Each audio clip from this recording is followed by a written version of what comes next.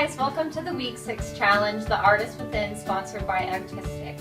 This week, you guys wanted to take a peek inside of our heads and see how our creative process works. And I hope I can show you that. So we were asked to look at the Artistic Nails magazine insert for inspiration, and I noticed that there were a lot of like cartoony doodles in there. And I just love that style. I love cartoony comic style things. And I also like comics even better when they're kind of like cute and creepy at the same time. That's why I included this one. I also look to album work for inspiration. I find it really inspiring to look at albums. They have the most amazing artwork on them, and we just don't get a chance to appreciate that anymore with all the online music downloading that we can do now. So I keep all my album covers because I just think they're really cool to look at. So the way that my creative process works is I bank ideas. I will think of something at one point and save it in an album on my phone and come back to it later. Which has brought me to this idea. I don't know if you're noticing a theme, but there's a lot of monsters and creepy cute little creatures. And here I'm doing a Google search of just monsters to get some more inspiration, and I see a few cute ones that I like, so whether I use them or not, you'll have to stay tuned and find out. So I'm just scrolling through the monsters, and I just pointed out a couple that I like. I really like that red square head monster. I think he's super cute. So as you can see, there's a lot to work with here for the monsters. I can always tweak and change them a little. Some of them are a little too cute, and I would like them to be a little creepier. And now I'm getting started by sponging on a polish ombre on a square rectangle of gel. And now I'm painting a forest silhouette. And this is going to be the backdrop for my piece.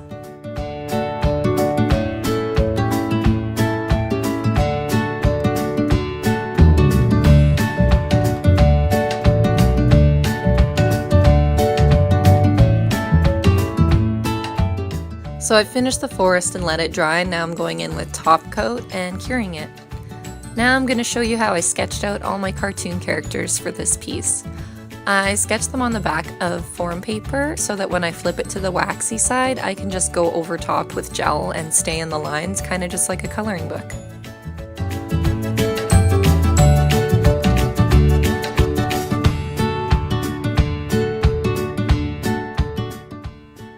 So now I begin filling in the characters with the gel. So I'll paint inside the lines and then cure it.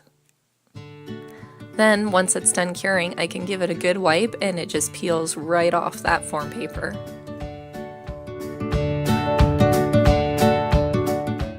So I start all my pieces by painting on a layer of acrylic paint in white because I feel like it makes my paint colors pop more. So you can see that my backdrop is finished, and I've glued the forest silhouette background onto my nail tips using gel. Now I'm going in and I'm adding the color to my pieces and painting a thin coat of the brown, and I'll go in with green. Once I've got that all filled in, I go in and I add the details. So I am giving my tree some eyeballs right now with some white acrylic paint. So I'm going in right now and I'm adding some detail with black acrylic paint to this piece, and this is how I've done all the pieces. I paint the basic color and then I go in and detail them. Right now I am creating some antennas for this like weird little porcupine anteater character out of wire using pliers. And I'm getting another piece ready to go here by painting it with my base colors and then going in with my black acrylic paint and detailing again.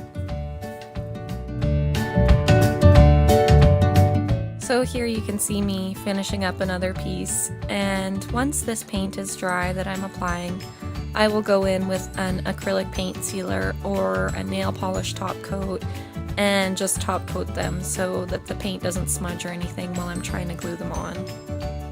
And now I'm working on a simple bush, so I just paint it solid green, and then I go in and add some yellow dots with a dotting tool and give my flowers some white petals.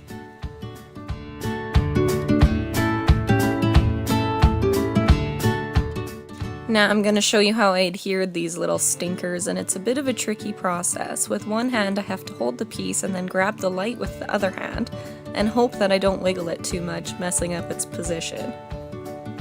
And now I'm starting work on my book, and I've done it the same way as I've done the characters, by drawing on the back of foam paper my shape and then going in with gel and filling it in and curing and then wiping it. And I've also made a little acrylic piece to put on the front of this, just so it gives it a more 3D look and makes it look kind of more realistic.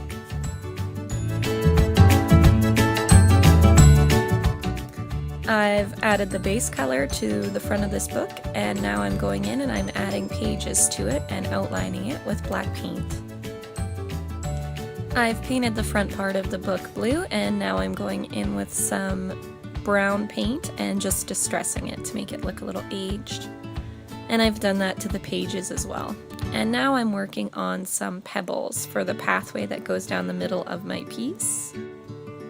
And I've made them out of acrylic, and then I topped them off with acrylic paint. Now I'm gluing the pebbles on with a bit of glue and just carefully placing into the blob.